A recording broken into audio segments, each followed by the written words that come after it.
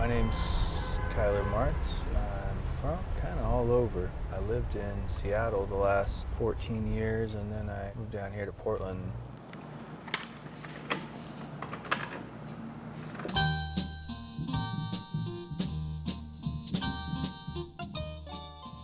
I've been a professional artist, I would say, close to 15 years now. I did a couple skateboard decks. That was my first, paid drawing or painting gig. Kind of moved on from there to murals, mostly screen printing. You make these kind of line work drawings, and it translates real well to tattooing, and people were getting my stuff tattooed, so that seemed like a good thing to get into.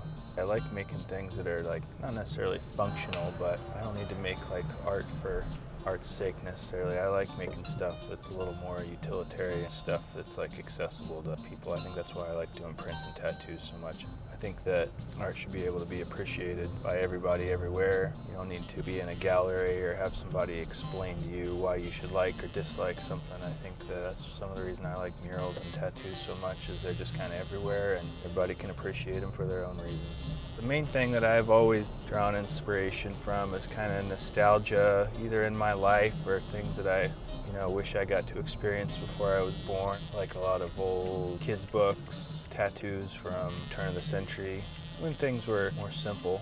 I get pretty fed up with all this digital shit. I like more analog things. I always prefer to do stuff by hand whenever I can. But mostly, I would say I'm inspired by nature around me and old signs. When we travel to Mexico and see all these hand-painted signs that these guys are just making because they need it in that moment, and I kind of appreciate that stuff the most, I think.